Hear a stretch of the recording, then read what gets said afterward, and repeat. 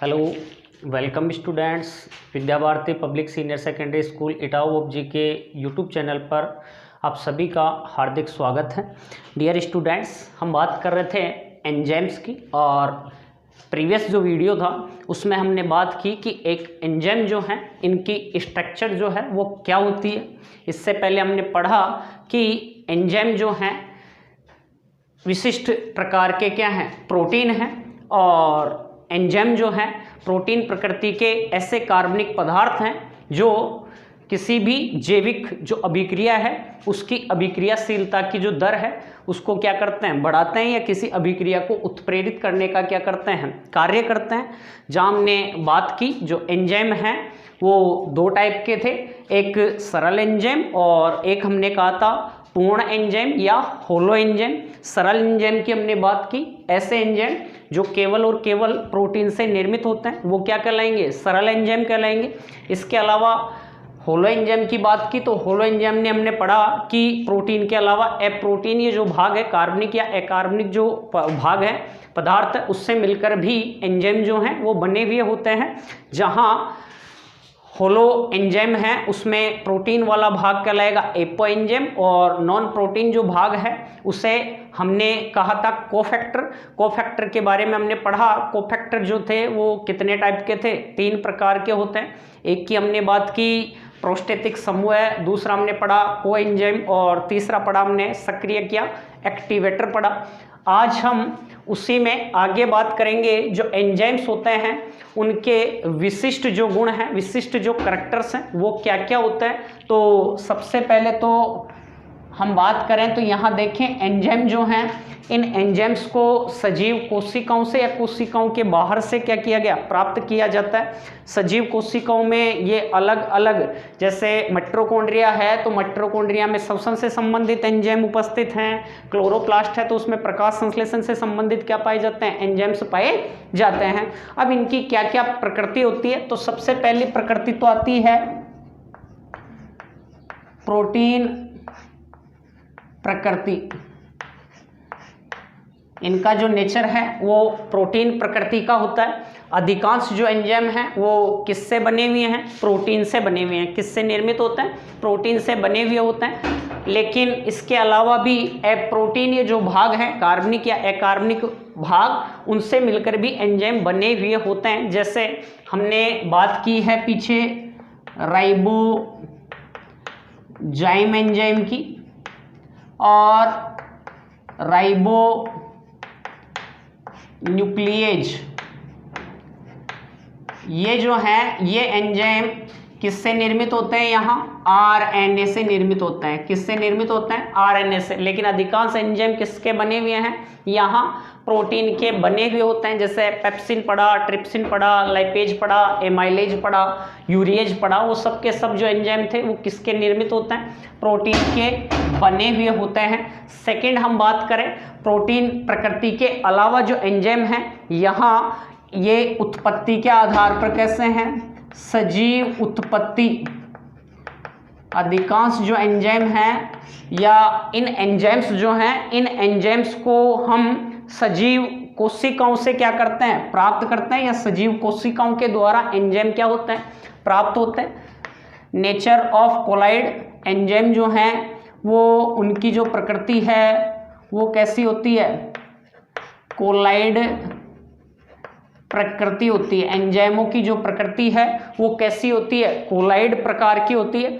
इसलिए जो एंजाइम्स हैं वो लचीले हैं और इनकी जो सतह का क्षेत्रफल है वो कोलाइड प्रकृति के कारण क्या हो जाता है, बढ़ जाता है। और क्रियाधार है उनको जुड़ने के लिए सतह आसानी से उपलब्ध हो जाती है और इसलिए जो एंजाइम हैं वो क्रियाधार के साथ आसानी से क्या हो सकते हैं, जुड़ सकते हैं। तो इनका जो पृष्ठीय क्षेत्रफल है वो पृष्ठीय क्षेत्रफल कोलाइड प्रकृति के कारण या कोलाइड नेचर के कारण इनका पृष्ठीय क्षेत्रफल क्या हो जाएगा, बढ़ जाएगा। और पृष्ठीय क्षेत्रफल बढ़ने के कारण जो एंजाइम्स हैं वो एंजाइम्स यहाँ क्या हो रहे हैं, ये एंजाइम जो हैं वो रासायनिक अभिक्रियाओं से आसानी से क्या हो जाएंगे, जुड़ जाएंगे। रासायनिक अभिक्रियाएं संपादित होने के लिए इन्हें अधिक सतह क्या हो जाएगी, मिल जाएगी। नेक्स्ट हम अगला बात बात करें, इनका जो अगला करैक्टर है, अगला जो विशिष्ट गुण है उसको हम देखें तो इसके अंतर्गत आता है एंजाइम क्या होते हैं,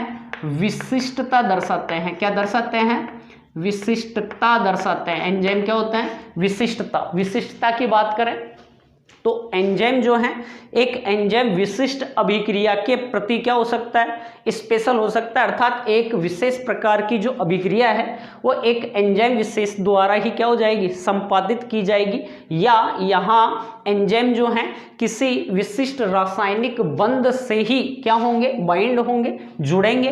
तो विशिष्टता के आधार पर एंजाइमों की हम बात करें तो ये अलग अलग प्रकार की विशिष्टता दर्शाते हैं, जिसमें पहला आता है निरपेक्ष विशिष्टता, निरपेक्ष विशिष्टता। दूसरा आता है समूह विशिष्टता, और थर्ड आता है बंध विशिष्टता। इसके अलावा आता है त्रिविम विशिष्टता या त्रिविम समावयवता। ये क्या करते हैं, दर्शाते हैं। त्रिविम विशिष्टता या समावयवता दर्शाते हैं, त्रिविम विशिष्टता। क्लियर।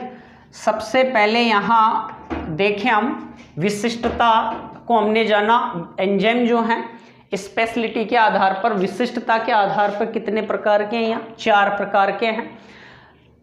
पहला आता है निरपेक्ष विशिष्टता। इसके अंतर्गत यह है कि कोई एंजाइम किसी विशिष्ट अभिक्रिया को ही क्या करता है, उत्प्रेरित करने का क्या करता है, कार्य करता है। जैसे यहाँ हम देखें यूरिएज, कौन से एंजाइम की, यूरिएज एंजाइम की बात करें तो यूरिएज जो एंजाइम है, ये यूरिएज एंजाइम केवल यूरिया का, किसका, यूरिया का जल अपघटन करता है, यूरिया का ही जल अपघटन करता है। तो यहाँ यूरिएज एंजाइम क्या कर रहा है, यूरिया के जल अपघटन में ही क्या करता है, भाग लेता है। तो यहाँ निरपेक्ष विशिष्टता में कुछ जो एंजाइम हैं, कुछ एंजाइम विशिष्ट प्रकार के जो क्रियाधार हैं उन्हीं पर क्या करते हैं, कार्य करते हैं, या विशिष्ट प्रकार की जो अभिक्रियाएं हैं उन अभिक्रियाओं को ही क्या करेंगे, यहाँ उत्प्रेरित करने का क्या करते हैं, कार्य करते हैं। तो इस प्रकार की जो विशिष्टता है उसे हम किसके अंतर्गत रखेंगे,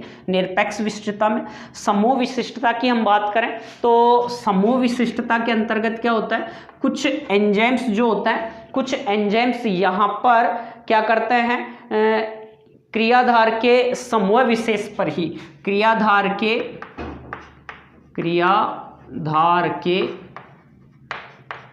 समूह विशेष पर ही क्रिया करते हैं,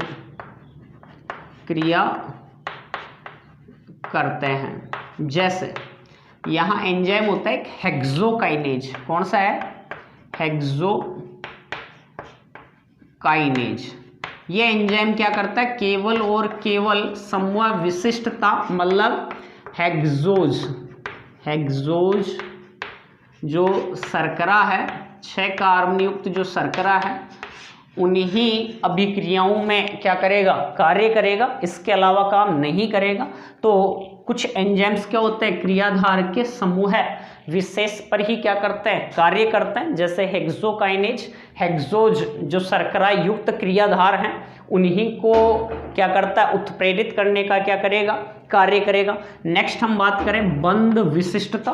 तो बंध विशिष्टता ये कहती है कि कुछ एंजाइम विशेष प्रकार के, स्पेसिफिक प्रकार के जो रासायनिक बंध हैं, उन स्पेशल टाइप के जो रासायनिक बंध हैं उन्हीं पर क्या करते हैं, क्रिया करते हैं। जैसे प्यूरीन क्षारक के थ्रिडेस सिरे पर, प्यूरीन क्षारक के थ्रिडेस सिरे पर एक फास्फोडाइएस्टर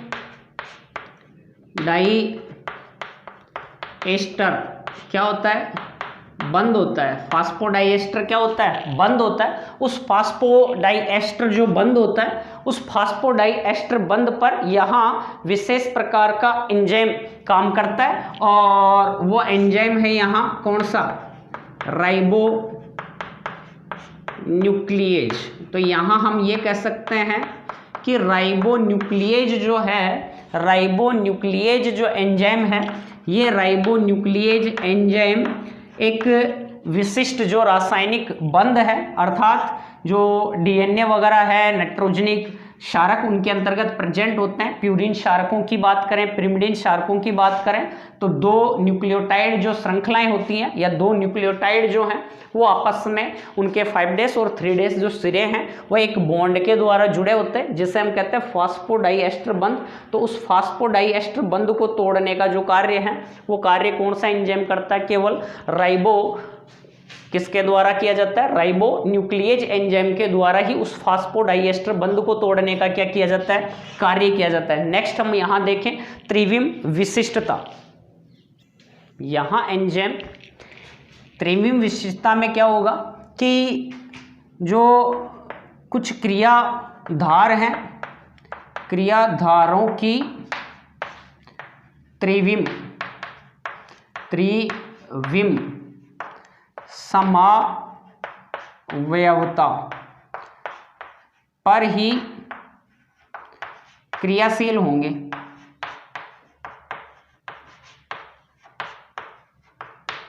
जैसे एक एंजाइम होता है लैक्टेज डिहाइड्रोजिनेज।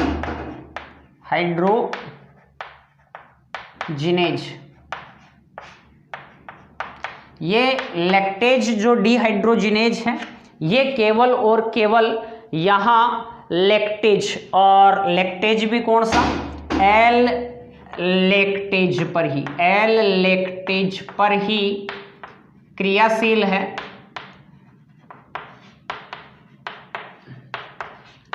डी लैक्टेज पर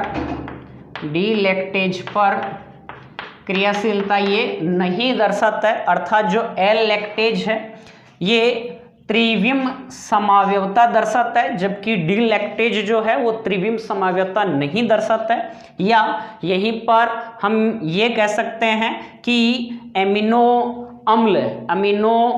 अम्ल जो है, एमिनो अम्ल ऑक्सीडेज जो है, एमिनो अम्ल ऑक्सीडेज जो एंजाइम है, एल एमिनो अम्लों पर तो क्रियाशीलता दर्शाता है, जबकि डी एमिनो अम्ल जो है उन पर क्या नहीं दर्शाता है, ये क्रियाशीलता नहीं दर्शाता है। तो ये किसके अंतर्गत आएगा, त्रिविम विशिष्टता के अंतर्गत आएगा। इसके अलावा अन्य हम बात करें तो क्या विशिष्टताएं हो सकती हैं।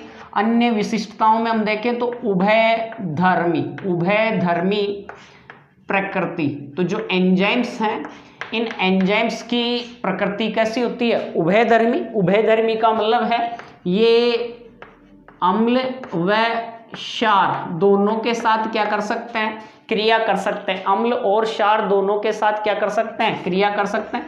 इसलिए प्रकृति के आधार पर ये कैसे होंगे, उभयधर्मी प्रकृति के होंगे। इसके अलावा हम यहाँ देखें तो अगली जो इनकी प्रकृति है उसकी बात करें तो एंजाइम्स जो हैं, एंजाइम्स का क्या होता है, वृहद आकार होता है। वृहद क्या होता है, आकार होता है। और वृहद आकार होने के कारण एंजाइम्स की जो बहुत कम मात्रा है उस पर भी ये क्रियाधारों के साथ आसानी से जुड़ सकते हैं और अभिक्रिया को आसानी से क्या कर सकते हैं, उत्प्रेरित करने का क्या कर सकते हैं, कार्य कर सकते हैं। 7वें नंबर पर हम बात करें तो 7वें नंबर पर यहाँ आता है एंजाइम इष्टता। एंजाइम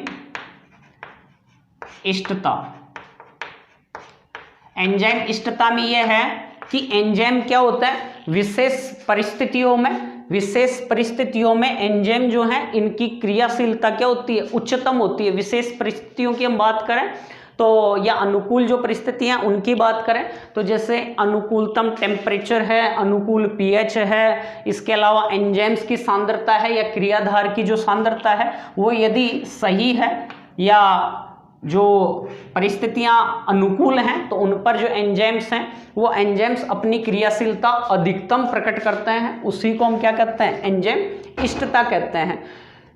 इसके अलावा अगला जो एंजाइम्स का विशिष्ट गुण आता है उसमें आता है एंजाइम संदमक या एंजाइम निरोधक। एंजाइम संदमक या एंजाइम निरोधक क्या होता है?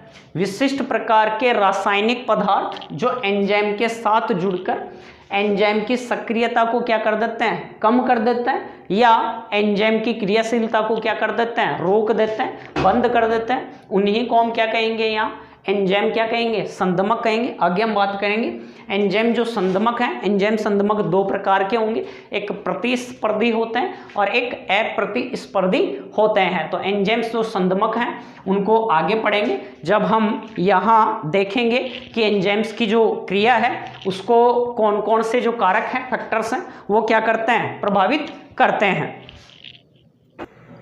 आगे हम देखें एंजाइम क्रिया को प्रभावित करने वाले कारक। जो एंजाइम्स हैं उनकी जो क्रियाएं हैं उनको कौन कौन से जो कारक हैं वो यहाँ प्रभावित करते हैं। एक मिनट।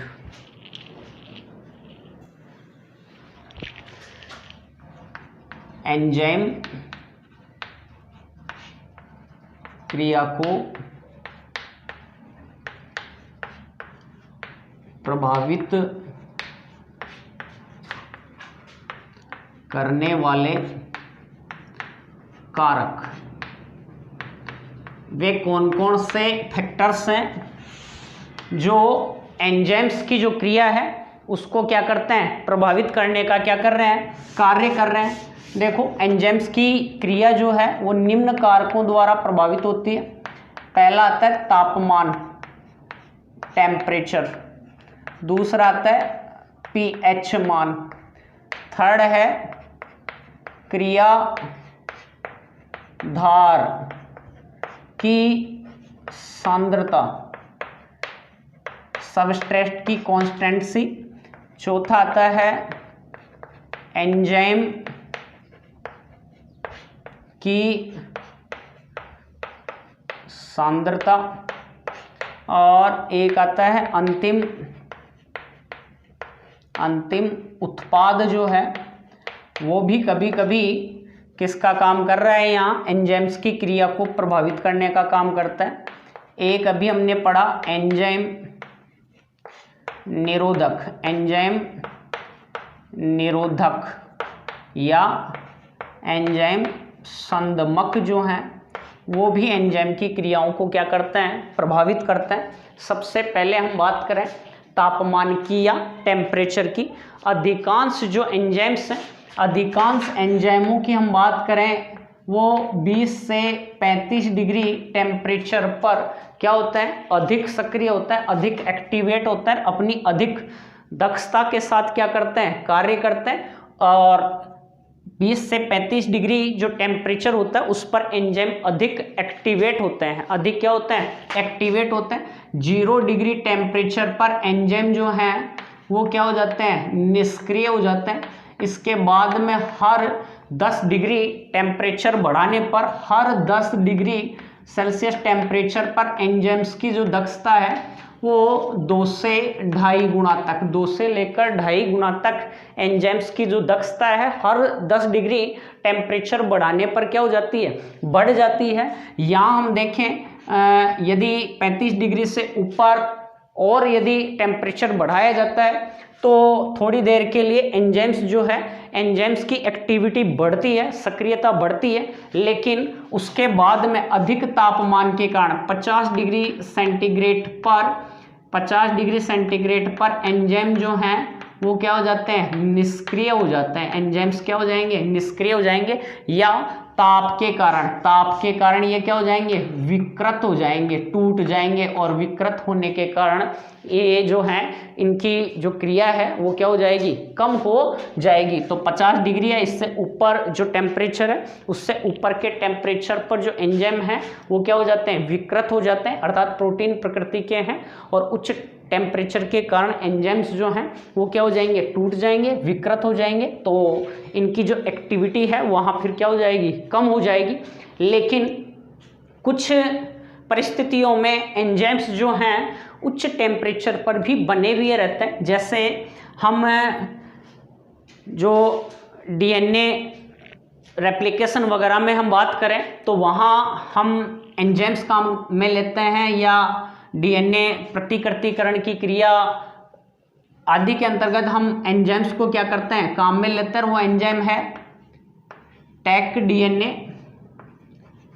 DNA polymerase.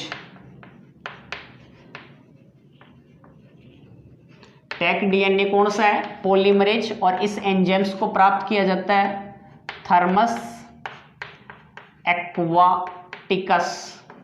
ये एक जीवाणु है जो गर्म जल के किन में पाया जाता है, स्रोतों में पाया जाता है। थर्मस का मतलब गर्म और एक्वाटिकस मतलब जलीय। तो जो गर्म जल के जो स्रोत हैं उनमें ये थर्मस एक्वाटिकस जीवाणु पाया जाता है और इसी से हम कौन सा एंजाइम प्राप्त करते हैं, टैक डीएनए पॉलीमरेज एंजाइम को क्या किया जाता है, प्राप्त किया जाता है। तो जो टैक डीएनए पॉलीमरेज एंजाइम है, जैसे हम पीसीआर जो टेक्नोलॉजी है ना, पीसीआर पॉलीमरेज चेन रिएक्शन में इसको काम में लेते हैं, तो उच्च टेम्परेचर पर भी ये क्या होता है, बना हुआ रहता है। तो वहाँ टैक डीएनए जो पॉलीमरेज एंजाइम है वो 80 से 90 डिग्री सेंटीग्रेड टेम्परेचर पर भी क्या नहीं होता है, विकृत नहीं होता।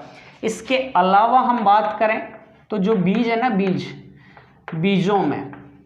बीजों में हम बात करें ना, तो बीजों के अंतर्गत भी जो एंजाइम्स होंगे वो एंजाइम्स 100 या उससे अधिक 100 डिग्री या उससे उच्च टेम्परेचर पर भी क्या नहीं होते हैं, विकृत नहीं होते हैं। क्यों? क्योंकि जो बीज हैं उनमें जल की मात्रा केवल कितनी % तक पाई जाती है, 10% तक पाई जाती है। तो अधिकांशतया जो कोशिकाएं हैं उनमें 90% तक क्या होता है, जल होता है।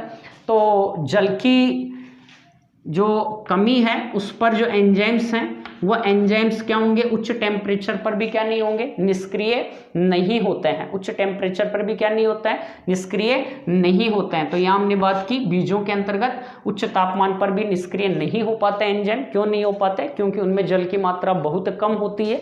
उनमें जल की मात्रा केवल कितनी % तक होती है, 10% तक होती है। हर 10 डिग्री सेंटीग्रेड टेम्परेचर बढ़ने पर एंजाइम्स की जो क्रियाशीलता है, एक्टिविटी है, वो 2 से 2.5 गुना तक क्या हो जाती है, बढ़ जाती है। सामान्यतः 50 डिग्री से ऊपर या 50 डिग्री के लगभग एंजाइम्स क्या हो जाते हैं, विकृत हो जाते हैं। हमारे शरीर की जितनी भी उपापचयी क्रियाएं होती है, हमें पता है हमारे शरीर का टेम्परेचर 37 डिग्री सेल्सियस के लगभग पाया जाता है, इतना निश्चित है। और इसी पर हमारे शरीर के सभी एंजाइम्स जो हैं उच्च दक्षता के साथ या अधिक एक्टिविटी के साथ क्या करते हैं, अधिक एक्टिव हैं और उसी पर क्या करते हैं, क्रिया करते हैं। क्लियर यहाँ तक? तो ये तो था क्या, टेम्परेचर। तो जैसे हम बात करें, ग्राफ बनाएं यहाँ, एंजाइम क्रिया या एंजाइम एक्टिविटी और किसके मध्य, ताप के मध्य। तो जैसे जैसे हम धीरे धीरे जैसे जैसे टेम्परेचर बढ़ता है एंजाइम्स की जो क्रियाशीलता वो बढ़ती है और एक निश्चित टेम्परेचर के बाद में एंजाइम्स की जो क्रियाशीलता है वो पुनः क्या हो जाएगी, कम हो जाएगी। तो यहाँ हम बात करें जैसे 35 डिग्री 30 डिग्री सेंटीग्रेड पर एंजाइम जो हैं अधिक क्या होते हैं, क्रियाशील होते हैं और उच्च दक्षता के साथ या अधिक दक्षता के साथ वो क्या करेंगे, अपना कार्य करते हैं। ऐसे ही आगे हम देखें पीएच, किसकी बात करें, पीएच की बात करें। ध्यान दीजिए, पीएच एंजाइम जो हैं वो निश्चित पीएच मान पर अधिक क्या होते हैं, सक्रिय होते हैं। या हम ये कह सकते हैं 5 से लेकर 7 जो पीएच मान है उस पर एंजाइम जो हैं अधिक क्या होते हैं, सक्रिय होते हैं, अधिक एक्टिव होते हैं और उस पर अपनी जो क्रियाशीलता है वो अधिकतम क्या होते हैं, दर्शाने का क्या करते हैं, कार्य करते हैं। जैसे इसके मध्य हम ग्राफ खींचें तो ये तो क्या है पीएच और ये क्या है एंजाइम एक्टिविटी। तो होगा क्या कि एक निश्चित जो पीएच मान है, एक निश्चित पीएच मान पर एंजाइम की जो सक्रियता है वो ऑप्टिमम होती है, अधिकतम होती है। अर्थात यहाँ जैसे एंजाइम की जो सक्रियता है वो अधिकतम है, ऑप्टिमम है। इससे यदि कम पीएच मान होगा तो एंजाइम की क्रियाशीलता कम हो जाएगी, इसका पीएच मान और यदि हम और बढ़ाएं तो भी क्रियाशीलता क्या हो जाएगी, यहाँ कम हो जाएगी।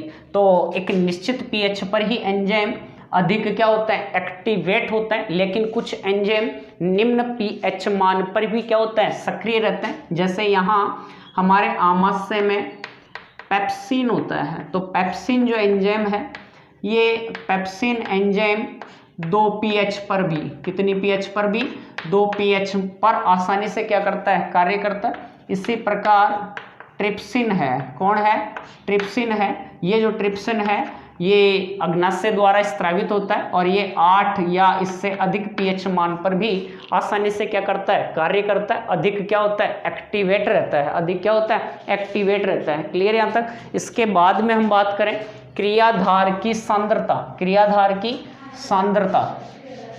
देखो जो क्रियाधार की सांद्रता है वो सांद्रता भी यहाँ एंजाइम की जो क्रियाशीलता है उसको क्या करती है, प्रभावित करने का क्या कर रही है, कार्य करती है। यहाँ क्रियाधार की जो सांद्रता है उसकी हम बात करें तो क्रियाधार की सांद्रता निम्न, श्रेष्ठ व उच्चतम हो सकती है। क्या हो सकती है, उच्चतम हो सकती है। देखो प्रारंभ में यदि क्रियाधार की सांद्रता क्या है, कम है, प्रारंभ में यदि क्रियाधार की सांद्रता कम है और जैसे जैसे क्रियाधार की सांद्रता बढ़ाएंगे तो वैसे वैसे जो अभिक्रिया का जो वेग है वो क्या हो जाएगा, उच्चतम हो जाएगा। जैसे हम ग्राफ के द्वारा समझने का प्रयास करें। यहाँ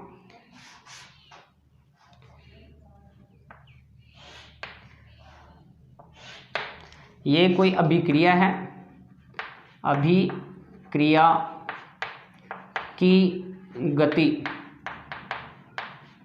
वेलोसिटी ऑफ रिएक्शन जो है वो क्या होगी, और इधर हम बात कर रहे हैं क्रियाधार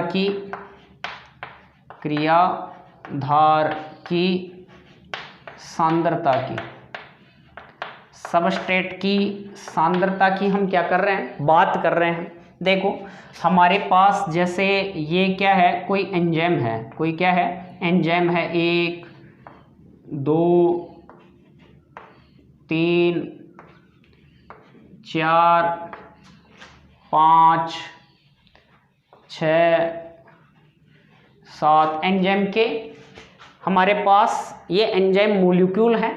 एंजाइम्स के क्या हैं, अणु हैं। तो हम यह मान सकते हैं जैसे एंजाइम्स के कितने अणु हैं, एंजाइम्स के यहाँ 10 मॉलिक्यूल हैं, 10 क्या हैं, अणु हैं। अब इनके साथ 10 मॉलिक्यूल के साथ इनका जो सक्रिय स्थल है, एक्टिव साइट है। यहाँ हमने बात की थी कि एंजाइम जो होता है उसके पास एक एक्टिव क्या होती है, साइट होती है, और एक्टिव साइट के साथ कोई भी क्रियाधार आकर क्या होता है, जुड़ता है, और जुड़ने के बाद में उससे किसका निर्माण होगा, प्रोडक्ट का क्या होगा, निर्माण होगा। तो जैसे यहाँ हम बात करें एंजाइम्स की सांद्रता तो कितनी है, यहाँ 10 अणु।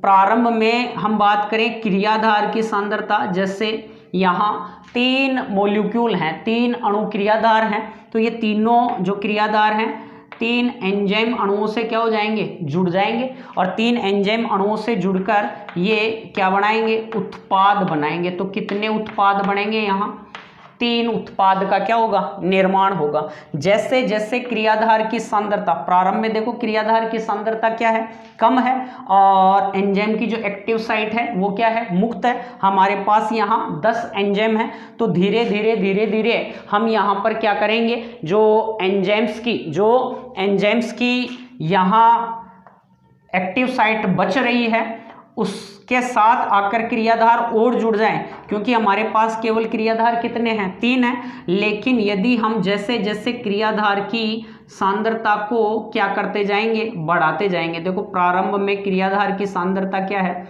कम है, 0 है। 1 किया तो 1 इसके एक्टिव साइट से आकर जुड़ गया, 2 क्रियाधार है तो 2 से 3 है तो 3। यदि 10 मॉलिक्यूल हैं किसके, एंजाइम्स के, और 10 अणु हैं किसके, क्रियाधार के, तो 10 अणु क्रियाधार के, 10 अणु एंजाइम्स की एक्टिव साइट पर क्या हो जाएंगे, जुड़ जाएंगे। तो प्रारंभ में इनकी सांद्रता जैसे जैसे बढ़ेगी वैसे वैसे जो अभिक्रिया की जो दर है, प्रोडक्ट जो हैं, उत्पाद जो हैं वो अधिक बढ़ेंगे, उनके उत्पाद या अभिक्रिया की जो गति है वो बढ़ जाएगी। लेकिन एक एंजाइम की सांद्रता हमने क्या की, अब यदि जैसे यहाँ 10 क्या थे, एक्टिव साइड थी, एंजाइम की सांद्रता हमने कितनी कर दी, 10 कर दी, और उसके बाद में भी हम एंजाइम्स की सांद्रता को क्या करते जाएं, बढ़ाते जाएं, तो उसके बाद में एंजाइम की सांद्रता को बढ़ाने पर अभिक्रिया की जो गति है वो क्या नहीं होगी, बढ़ेगी नहीं, और अभिक्रिया की गति यहाँ वेलोसिटी जो है अभिक्रिया की वो क्या हो जाएगी, मैक्सिमम हो जाएगी, अधिकतम हो जाएगी।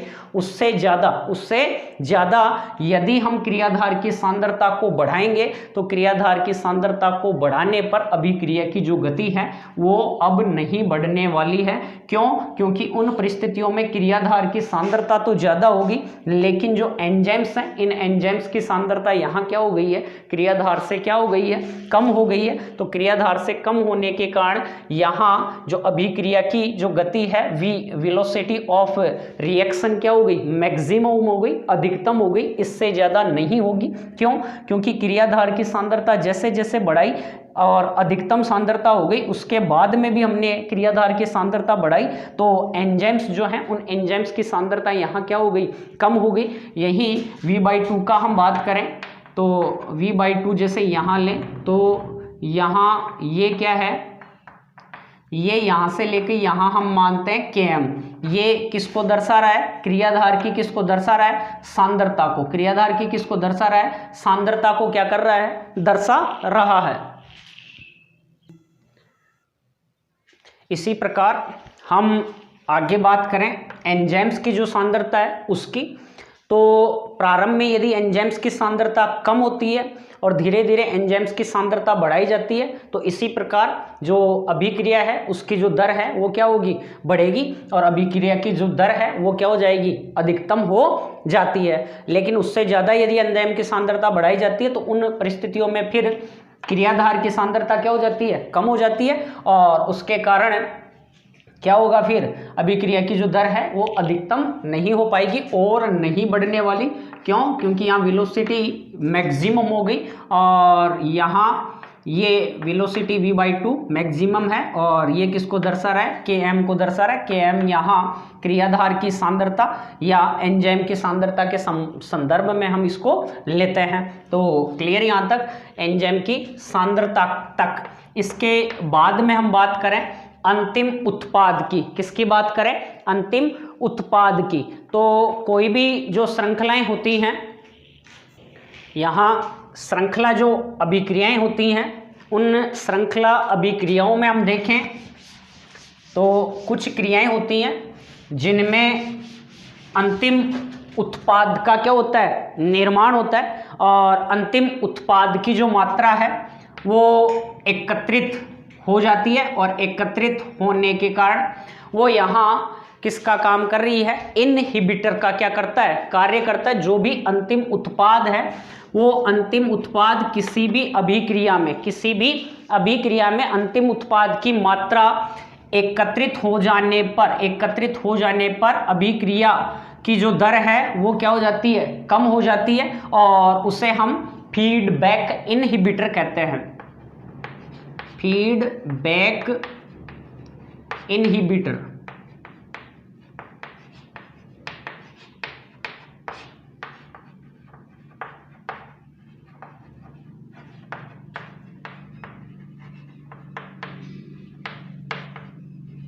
फीडबैक इनहिबिटर कहेंगे। कैसे? जैसे कोई श्रृंखला अभिक्रिया है, ए से बी, यहाँ कोई एंजाइम है, बी से सी यहाँ कोई एंजाइम है, और सी से डी यहाँ कोई एंजाइम है, और अब यहाँ अंतिम क्या बनता है? उत्पाद बनता है। अंतिम उत्पाद की मात्रा जब अधिकतम हो जाती है तो ये अंतिम उत्पाद जो है, ये अंतिम उत्पाद पहले वाले एंजाइम के स्थान पर आकर क्या हो जाता है? बाइंड हो जाता है, जुड़ जाता है, और यहाँ पहले वाले एंजाइम को यहाँ से क्या कर देगा? ये हटा देगा।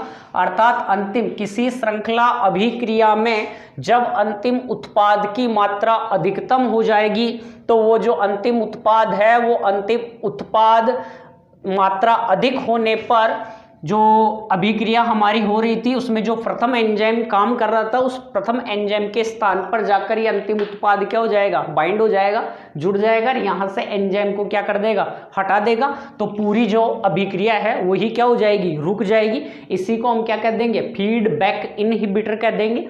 यदि जैसे जैसे अंतिम उत्पाद की संख्या कम होगी तो ये अंतिम उत्पाद यहाँ से हट जाएगा, पुनः जो एंजाइम है वो वहाँ से बाइंड हो जाएगा, और पुनः जो अपनी अभिक्रिया है वो वापस क्या हो जाएगी? प्रारंभ हो जाएगी। तो ये हमने बात की फीडबैक किसकी? इनहिबिटर की बात की। उसके बाद में हमारा अगला जो टॉपिक है वो है इसी में एंजाइम निरोधक। क्या है? एंजाइम निरोधक, एंजाइम इनहिबिटर। और एंजाइम जो इनहिबिटर हैं वो यहाँ दो प्रकार के हैं। एंजाइम इनहिबिटर जो हैं, एंजाइम निरोधक या एंजाइम इनहिबिटर जो हैं वो दो टाइप के होते हैं, दो प्रकार के होते हैं।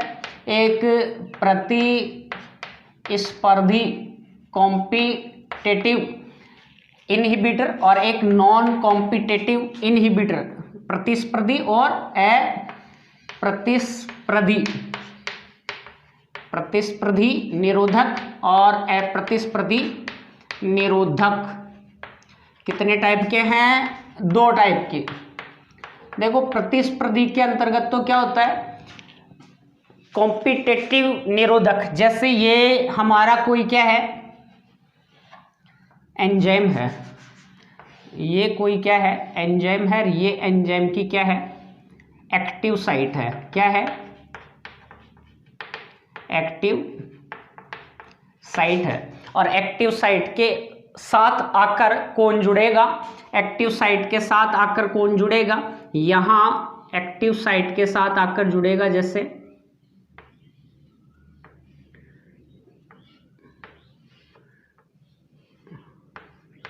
ये यहाँ कौन है? क्रियाधार है। और ये क्रियाधार एक्टिव साइट के साथ आकर क्या होगा? जुड़ेगा, और एक्टिव साइट के साथ आकर जुड़कर एंजाइम सबस्ट्रेट कॉम्प्लेक्स का क्या करेगा? निर्माण। ये सबस्ट्रेट है तो एंजाइम सबस्ट्रेट कॉम्प्लेक्स का क्या करेगा? निर्माण। एंजाइम सबस्ट्रेट जो कॉम्प्लेक्स है इसके जो पुराने बॉन्ड होंगे उसके पुराने बॉन्ड यहाँ से टूट जाएंगे, नए बॉन्ड का निर्माण होगा, और क्रियाधार इससे जुड़ने के बाद में प्रोडक्ट या उत्पाद का क्या करेगा? निर्माण। तो यह एंजाइम प्रोडक्ट कॉम्प्लेक्स का निर्माण होगा। उसके बाद में एंजाइम अलग हो जाएगा और उत्पाद क्या हो जाएगा? अलग हो जाएगा। तो यहाँ जो क्रियाधार है उस क्रियाधार की संरचना, क्रियाधार का अग्र जो सिरा है वो किसके समान है? एक्टिव साइट के समान है। इसका जो सांचा है, जिस प्रकार एक स्पेशल चाबी जो है स्पेशल ताले को क्या करती है? खोलती है, और उसमें विशेष प्रकार की खांच बनी हुई होती है, वैसे ही जो क्रियाधार है उसके जो अग्र जो सिरे हैं वो किसके समान है? एक्टिव साइट के समान है, ताकि ये इसके साथ आकर क्या हो सके? बाइंड हो सके, जुड़ सके। लेकिन प्रतिस्पर्धी निरोधक में क्या होगा? अन्य यहाँ एक पदार्थ और है जिसकी जो संरचना है वो एंजाइम की एक्टिव साइट के, एंजाइम की एक्टिव साइट के क्या है?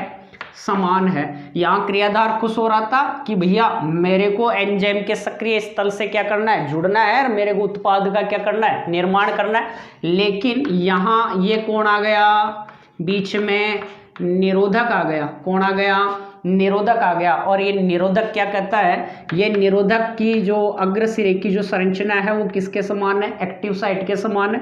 तो ये जो निरोधक है, ये निरोधक भी यहाँ एक्टिव साइट से क्या हो जाए? जुड़ सकता है। और एंजाइम की एक्टिव साइट से जुड़ने के लिए इन दोनों के मध्य क्या होती है? प्रतिस्पर्धा होती है। और प्रतिस्पर्धा में यदि निरोधक इससे बाइंड हो जाता है तो क्रियाधार को इससे जुड़ने नहीं देता है, और परमानेंटली ये निरोधक इसके साथ जुड़ा हुआ नहीं होता। कुछ समय बाद में ये इससे क्या हो जाएगा? हट जाएगा। लेकिन जो अभिक्रिया जितने टाइम में हो रही थी, जैसे 5 सेकंड में कोई अभिक्रिया हो रही है, 5 सेकंड में कोई अभिक्रिया हो रही है, तो यहाँ 2-3 सेकंड तक उसके साथ निरोधक क्या हो गया? बाइंड हो गया, निरोधक जुड़ गया। तो अभिक्रिया संपन्न होने में जो टाइम है वो क्या हो जाएगा? बढ़ जाएगा। तो इस प्रकार एंजाइम से जुड़ने के लिए यदि क्रियाधार के साथ कोई अन्य जो पदार्थ है वो क्या करता है? प्रतिस्पर्धा करता है, तो इस प्रकार का जो निरोधक है वो निरोधक क्या कहलाएगा? प्रतिस्पर्धी क्या कहलाएगा? निरोधक कहलाएगा। और यदि ये जुड़ जाएगा तो कुछ समय के लिए जो एंजाइम के साथ क्रियाधार नहीं जुड़ पाएगा और अभिक्रिया जो है उसको संपन्न होने में अधिक क्या लगेगा? टाइम लगेगा, समय लगेगा। जैसे यहाँ हम बात करें सक्सिनिक, एक एंजाइम होता है सक्सिनिक डिहाइड्रोजिनेज।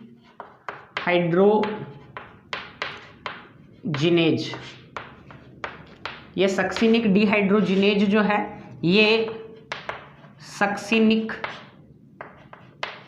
अम्ल को या सक्सिनेट को किस में चेंज करता है? मेलिक एसिड में चेंज करता है, मेलिक अम्ल में बदलता है। लेकिन यहाँ जो सक्सिनिक डिहाइड्रोजिनेज एंजाइम है, सक्सिनिक, यहाँ जो मेलोनिक अम्ल है, सक्सिनिक डिहाइड्रोजिनेज एंजाइम सक्सिनिक अम्ल के साथ जुड़कर मेलिक अम्ल का क्या करेगा? निर्माण। लेकिन यहाँ इस सक्सिनिक डिहाइड्रोजिनेज जो एंजाइम है इसका प्रतिस्पर्धी होता है, प्रतिस्पर्धी होता है मेलोनिक अम्ल। कौन होता है? मेलोनिक जो अम्ल है ये इसका प्रतिस्पर्धी क्या होगा? निरोधी होगा। प्रतिस्पर्धी क्या होगा? प्रतिस्पर्धी क्या होगा? निरोधक का क्या करेगा? कार्य करेगा। क्लियर यहां तक? उसके बाद में हम सेकंड बात करें अप्रतिस्पर्धी निरोधक। तो अप्रतिस्पर्धी निरोधक को हम देखें,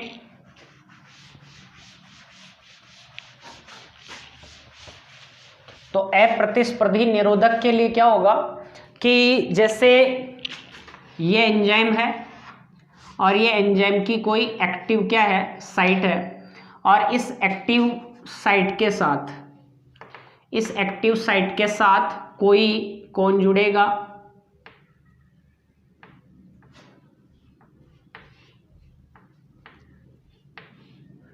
कौन जुड़ेगा? क्रियाधार, सबस्ट्रेट जुड़ेगा। एक्टिव साइट के साथ कौन जुड़ेगा? क्रियाधार जुड़ेगा।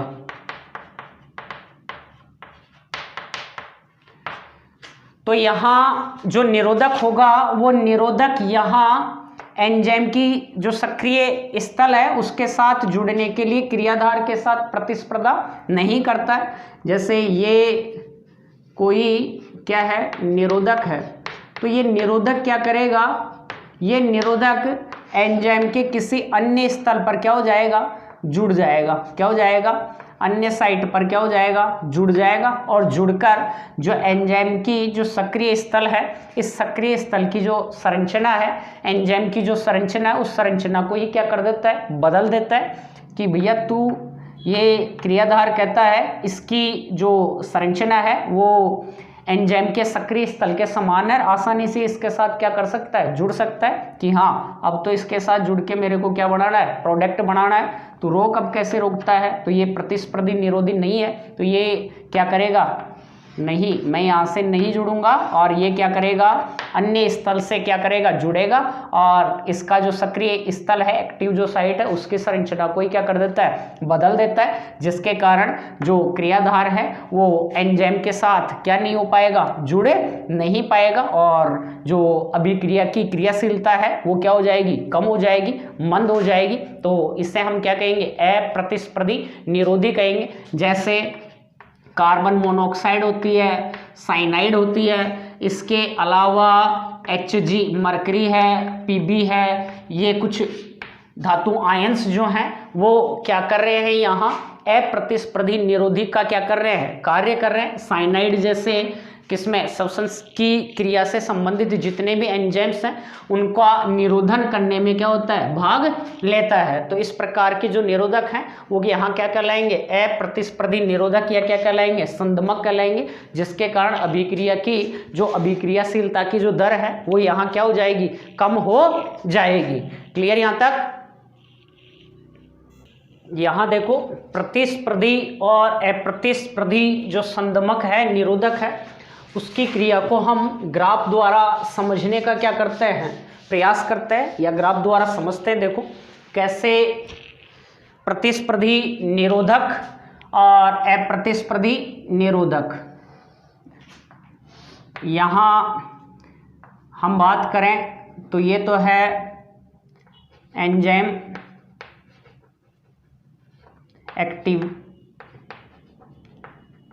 एक्टिविटी या वेलोसिटी ऑफ रिएक्शन, और इस जो अभिक्रिया है, कोई भी अभिक्रिया की जो दर है वो किस प्रकार से यहाँ अधिकतम होगी।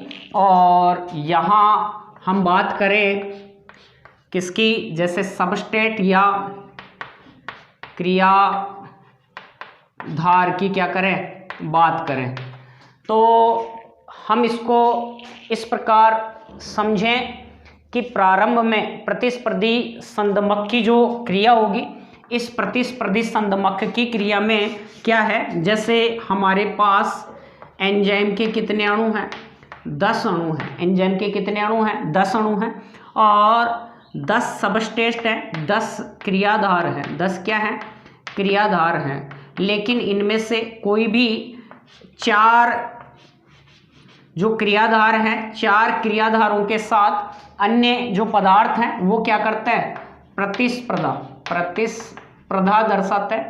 तो इसके कारण केवल क्रियाधारों की संख्या मुक्त रूप से कितनी बची, 10 क्रियाधार बचे। कितने क्रियाधार बचे, तो ये 10 क्रियाधार 10 एंजाइम अणुओं से क्या कर लेंगे, क्रिया कर लेंगे। यहाँ हम प्रारंभ में इसको समझें, जैसे जैसे क्रियाधार की सांद्रता बढ़ेगी वैसे वैसे अभिक्रिया की जो दर है, ठीक है, यहाँ वेलोसिटी क्या हो जाएगी, मैक्सिमम। वेलोसिटी क्या हो जाएगी, मैक्सिमम। वी मैक्सिमम आएगा, यहाँ वेलोसिटी क्या हो जाएगी, मैक्सिमम आ जाएगी। और उससे ज़्यादा, जैसे हमने बात की यहाँ कितने, 6 मोलिक्यूल, यहाँ 6 अणु एंजाइम्स के साथ क्या कर लेंगे, क्रिया कर लेंगे और प्रोडक्ट का क्या करेंगे, निर्माण करेंगे। लेकिन 4 के साथ कौन, प्रतिस्पर्धी जो पदार्थ हैं वो क्या कर रहे हैं, प्रतिस्पर्धा कर रहे हैं। लेकिन यदि यहाँ हम क्रियाधार की सांद्रता को क्या करते हैं, बढ़ाते हैं, तो कुछ समय बाद में ये जो प्रतिस्पर्धी पदार्थ हैं या ये प्रतिस्पर्धी पदार्थ मुक्त होंगे। यहाँ V/2, V मैक्सिमम बाई 2 का मान यहाँ ले तो Km जो है, Km का मान यहाँ प्रारंभ में ये Km का मान प्रारंभ में ये है। लेकिन जब बाकी जो चार प्रतिस्पर्धी जैसे ही हट जाएंगे, हटने के बाद में ये भी किसके साथ, एंजाइम के साथ क्या हो जाएंगे, जुड़ जाएंगे और एंजाइम के साथ जुड़कर ये भी क्या होंगे, अधिकतम स्तर पर पहुंच जाएंगे। तो यहाँ ये नहीं कहा जा सकता कि ये जो हैं कौन सी परिस्थितियों में, जब क्रियाधार जो शेष क्रियाधार थे वो मुक्त होने के बाद में उनका जो प्रतिस्पर्धी निरोधक था वो हटने के बाद में वो भी एंजाइम से क्या हो जाएंगे, जुड़ जाएंगे, एंजाइम सबस्ट्रेट कॉम्प्लेक्स का निर्माण करके प्रोडक्ट का क्या करेंगे, निर्माण करेंगे।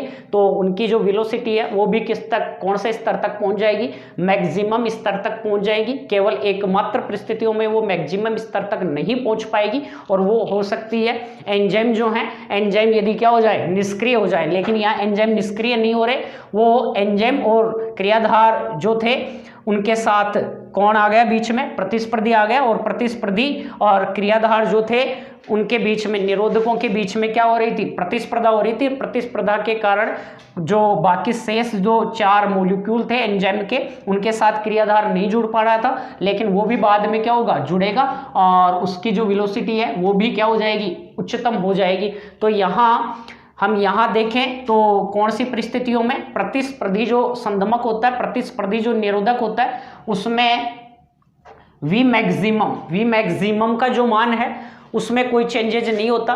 लेकिन जो Km का मान है, Km का जो मान है वो Km का मान क्या होता है, बदलता है। Km का मान क्या होता है, बदलता है। तो यहाँ Km का मान क्या हो जाएगा, चेंज हो जाएगा, या Km का मान क्या हो जाएगा, बदल जाएगा। क्लियर यहाँ तक। इसी प्रकार हम आगे देखें, किसकी बात करें, अप्रतिस्पर्धी निरोधकी, किसकी बात करें, अप्रतिस्पर्धी किसकी बात करें, निरोधक की बात करें। अप्रतिस्पर्धी जो संदमक हैं, अप्रतिस्पर्धी जो संदमक हैं, उनके लिए हम ग्राफ द्वारा समझें तो यहाँ